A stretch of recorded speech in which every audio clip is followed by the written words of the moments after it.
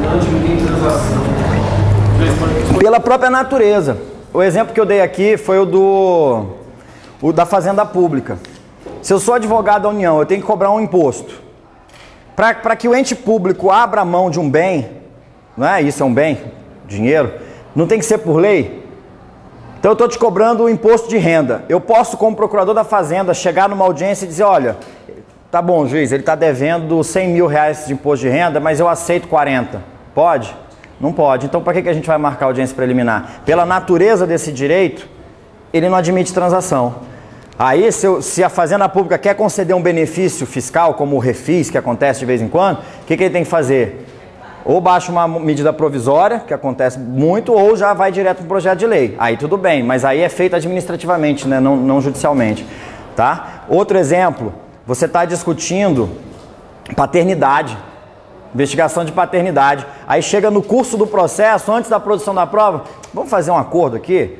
Para esse processo e eu pago sua faculdade? É indisponível, não dá para fazer, tá? O que você tinha falado? No caso de acordo, como é que fica o ônus da correspondência? Aí cada parte arca com os honorários seus respectivos, vem assim mesmo, as partes arcarão cada qual com os honorários respectivos com os honorários dos seus respectivos advogados. E as custas já foram adiantadas pelo autor, fica por isso mesmo. Se tiver custas de encerramento do processo, aí pode o juiz determinar com quem que fica. Isso tudo pode ser discutido até no acordo, tá? Até no acordo isso pode ser discutido. A parte pode dizer, não, mas eu contratei um advogado, custou muito caro, e esse acordo fica desigual. Aí tudo é negociado, é um acordo aberto, desde que o objeto seja lícito, tá? Eu estava falando que até quando é divórcio litigioso ou qualquer ação dessa natureza, você consegue às vezes um acordo, por mais difícil que seja, mas você chega ao acordo. Eu contei para vocês da vez que o ex-adverso pulou por cima da mesa para me bater na audiência. O ex-adverso, a outra parte. Esse caso... O quê? Você queria saber quem que me bateu? Mas não me bateu, não.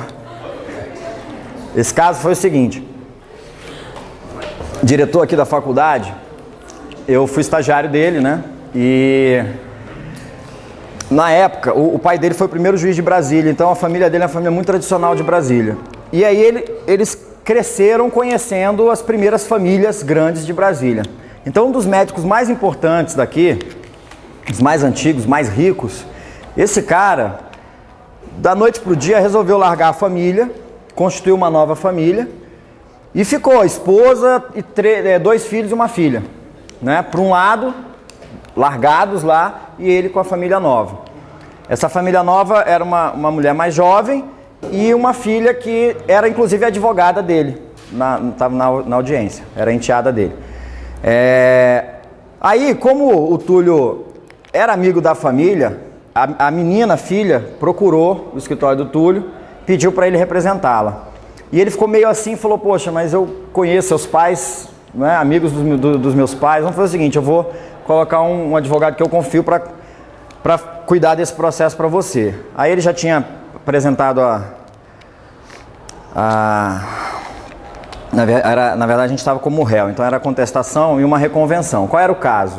Vocês vão ficar meio chocadas. A menina tinha 20 ou 21 anos de idade, ela era portadora de um tipo de diabetes que é mais raro, e que assim, ela não tem um quadro permanente, assim, sintomas permanentes, mas quando manifestam os sintomas ela vai internada para o hospital. É um negócio meio esquisito. E às vezes são fatores assim, como o ar-condicionado, carpete, uma coisa diferente, e ela cai imunidade e ela tem que correr para o hospital. O pai sabe disso, porque ela nasceu com essa doença, o pai é médico. E o que acontecia? Ele pagava a pensão alimentícia para ela, já há alguns anos, que não era lá essas coisas, a pensão era uns 500 reais, uma coisa assim, mas isso foi em 2002. E aí, esse pai entrou com uma ação de exoneração de alimentos contra a filha. Credo, você não viu nada ainda. Então, beleza. Entrou com a ação de exoneração de alimentos, dizendo que ela já era maior de idade, que ela, né, devia trabalhar, que ela não trabalhava, não sei o que, papapá. A gente entrou com a contestação e com uma reconvenção.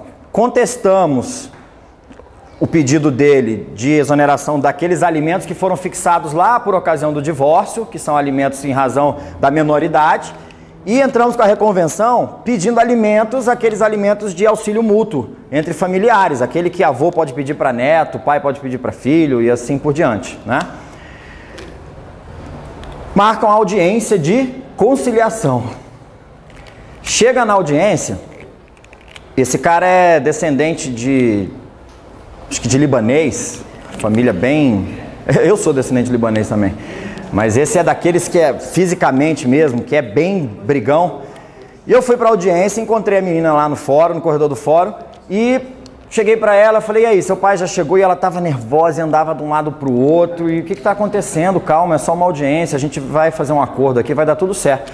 Não, você não conhece meu pai, você não conhece meu pai, e não sei o quê. Calma. Entramos na sala de audiência. Aí sentou o camarada lá, né, se a gente vai falar hoje como é que funciona uma audiência. Está aqui a mesa do juiz, Ministério Público, escrivão aqui, fica aqui o autor, aqui fica o réu, advogado do autor, advogado do réu. E quem você tem que ouvir fica aqui, né? Testemunha, o perito. Eu até lembro que tinha uma estagiária lá no escritório que a menina queria advogar com direito de família. Então ela pediu, posso ir nessa audiência? Falei, pode, vem, não tem problema nenhum. Aí a menina sentou aqui. Pra vocês terem uma ideia, hoje ela é tributarista. E das boas. É sério. Só foi o único ato de família que ela participou como estagiária. E ela mudou de ideia. Aí eu tô aqui, o cara tá aqui inquieto. O juiz, um cara novo, devia ter seus 28 anos de idade. Gente boa, sorridente. Virou assim, então vamos começar, gente, tal, tudo bem. E aí, senhor, tem a possibilidade de a gente fazer um acordo? Coisa de briga de família, não tem nada a ver. Tem alguma possibilidade? Não faço acordo com essa vagabunda. Eu vou falar uns palavrões aqui, mas é tudo entre aspas, é citação literal, tá? Essa piranha, essa filha do... Aí começou. Aí o juiz fez assim, ó. Como é que é? Aí...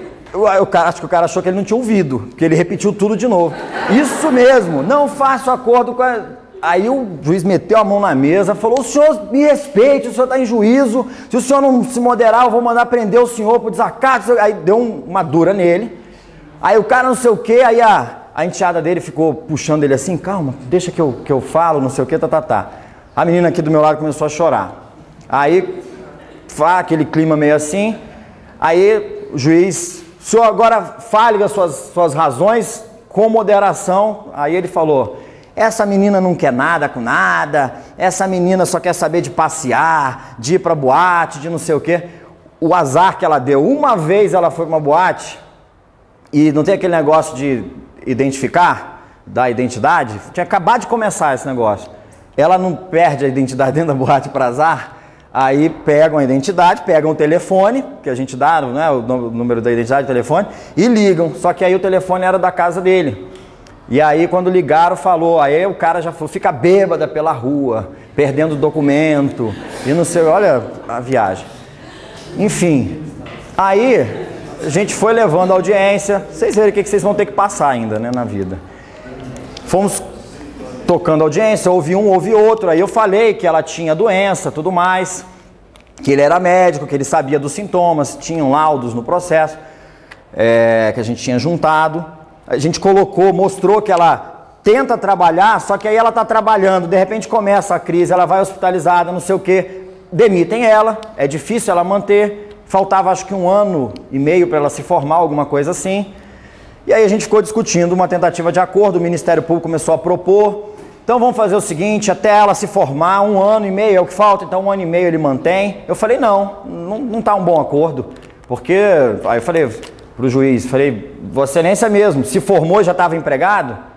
Se formou e era juiz? Ele falou, não, claro que não. Eu falei, então, A gente precisa de um período, né, depois que você pega o diploma, para poder se inserir no mercado. Seja para fazer um concurso, seja para desenvolver habilidades, para poder galgar uma posição melhor.